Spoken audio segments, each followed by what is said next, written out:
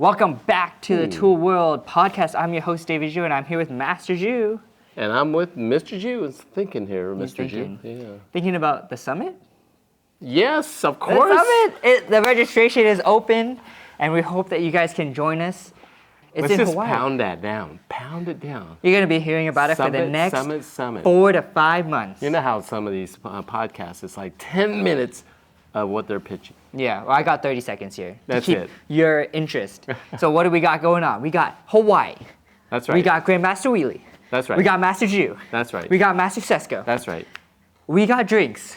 We got food. We and got we got the water. beach and water. That's There right. you go. All right, so if that didn't sell you, I'm going to try again next week. All right. Okay. Anyways, this week we're going to be talking a little bit about technology. It's awesome. Yeah, it's awesome. But how does that kind of relate to Taekwondo? It's good and bad. Because you actually gave me an idea for our squad. So our squad is kind of like our tournament team, or Like to travel around. want to travel, or maybe they just want to be a little bit more involved with Taekwondo. And you told me I should show them videos and talk about it and explain it. But that's different because our kind of philosophy on classes like work them hard. Work them hard. Go, go, go. Yeah, so I think that's a little bit different too. It's kind of like sports, right? People play basketball. Hey guys, let's go watch this basketball game. Mm-hmm. And some of the guys go, okay. And but a lot of people, no, I just want to play. Yeah. And that's okay, right? Mm-hmm. But then on the other hand, when your life or most of your life is dedicated to something, or you have a specific goal and you want to know how to get better, what do professional teams do? They bring out film. Okay. They watch their opponents. They watch what you do right, what you do right, and you go, see what you just did, right? Mm-hmm. That's the best way. That's one of the best way to learn, is that when you can see what you're doing, maybe you'll go back and work on it. I could say, you know what, you need to fix this. You need to fix this, and they might just go, I just don't understand. Right. What do you mean by that? You got to do it like this, right? And but maybe when they see it, they go, oh, I see what he's saying now. Yeah, so going back to watching film, watching yourself, I think can really help. And that's where technology is really helpful. Mm-hmm.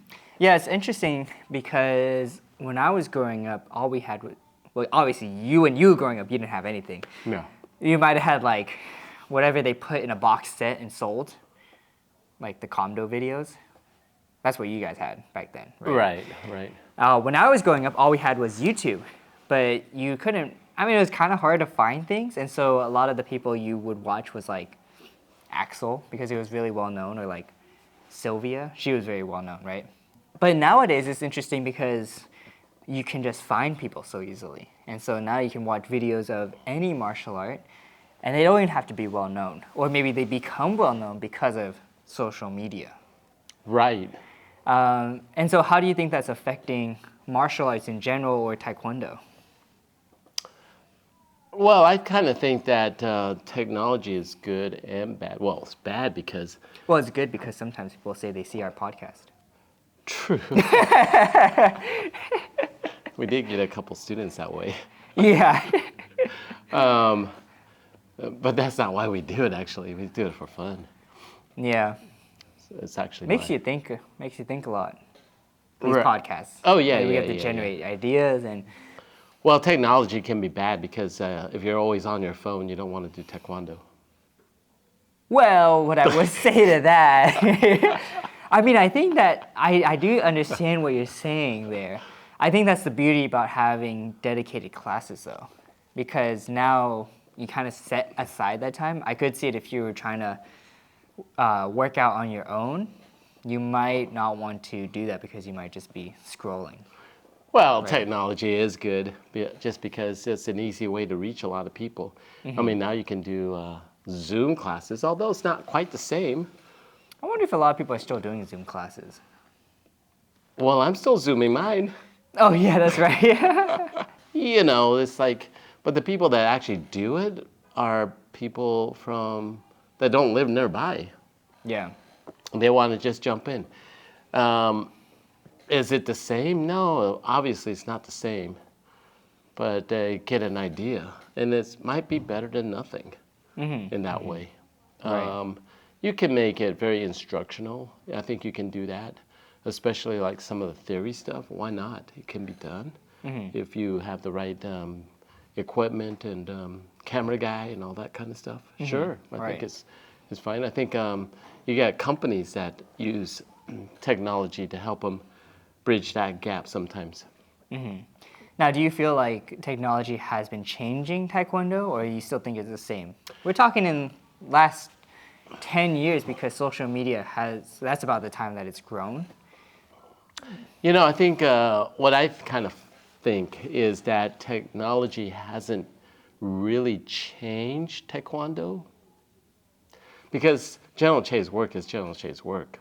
And when you look at, sometimes I look at old videos back in the 60s, maybe 70s, or even 80s. And then you look at maybe even today, some of these, and in many ways it is the same. And it is different as well. And I kind of think the difference is really the interpretation of the instructor and how they teach it, right? Right. Like, for instance, when I used to teach patterns, because I always thought of patterns as like shadow boxing and like practicing against imaginary opponent. And I always thought, well, if I was going to practice against imaginary opponent, I got to go ballistically fast, right? And the techniques would go like something like this.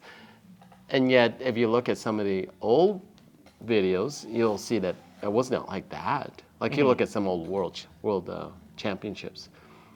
In some ways, it looks very similar to what it does today. Yeah. I mean, not all. There's a little bit difference in what I do notice is like some of the rhythm is not the same as it was in the 30 or 40 years ago than it is today. The rhythm doesn't seem right. And then, so it always makes me wonder, why is it different? Today, I kind of feel like it's a little robotic in a way. Yeah. And I think it's mostly because we're looking at positions and how you got there. Well, kind of how you got there. But Grandmaster Wheatley, when he does a seminar, he's always talking about, how do you generate power and certain ways of generating power, like when you do this circular type movement, right? And absolutely, it's like a chain and ball. That has a lot of power. You get that thing swinging, and it's pretty deadly. Well, that's also true with like a kick, right? And yet, when we do certain techniques, it looks like it's kind of spins up, but not really spinning, and then it's a little very robotic in that way. Right. So that rhythm is kind of gone in that way. But I can't say that's true for all. I'm just saying that that's my opinion on some of the things that I have seen. The one thing about technology is that it can definitely share new ideas faster. So, I think we talked a lot about, you go to like a world championship and a certain type of pattern won. And so that's why some patterns kind of look a certain way. It's because those winners had won. And so when I look at things like sparring or the specialty kicking, we get so ingrained into a certain idea of thinking of how it should be done. And then you can see online how somebody does it differently. And that can change the game really quickly as well. Because I remember I showed you this one video. This guy was doing a specialty flying reverse hook kick. And he set up the board perpendicular rather than facing it straight on. And that way his leg could come up. And I'm not saying that the way he did it was right, although he did hit the board and he just broke it.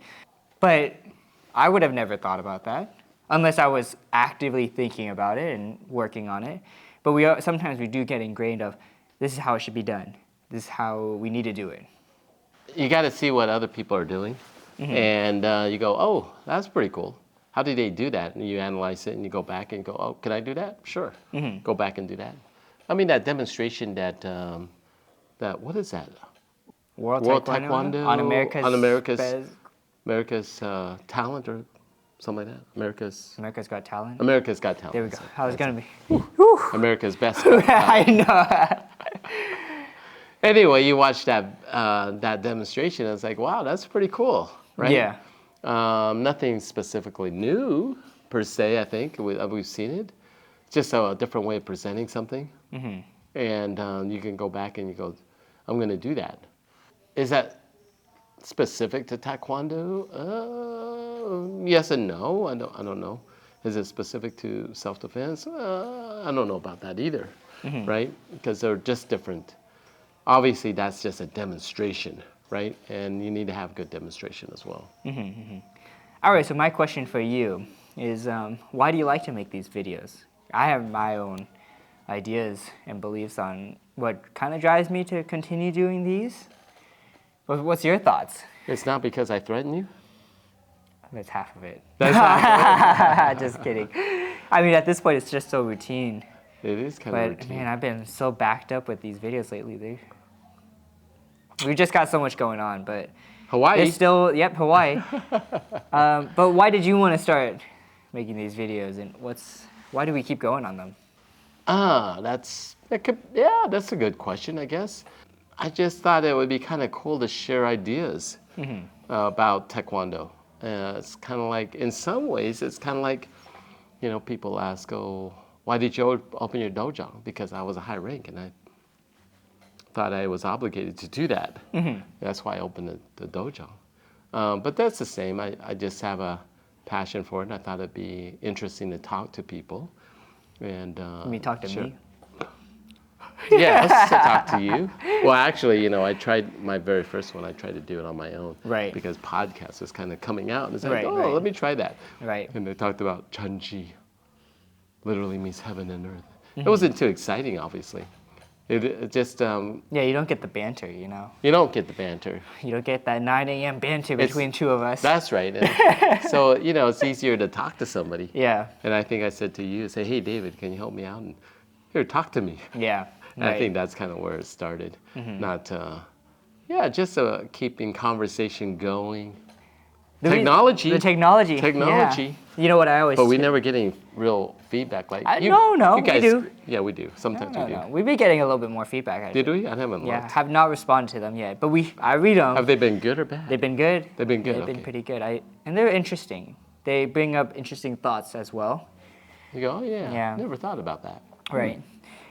But what I always tell the students is, like, if you want something to keep growing, like if you want ITF Taekwondo to continue spreading, you got to put that content out there for them. True. You can't just let all the Can't be in karate a guys. hole. Can't let the karate guys make all the videos, because you know what's going to happen? They take up 90% of that media space, Algorithm. right? So, if you want ITF Taekwondo, or even just Taekwondo in general to keep Just got to going, change the name, karate. karate, yeah, Kids for Karate. That's already taken. Anyways, as always, don't forget to be safe, Keep training. and we'll see you guys next time. Take one.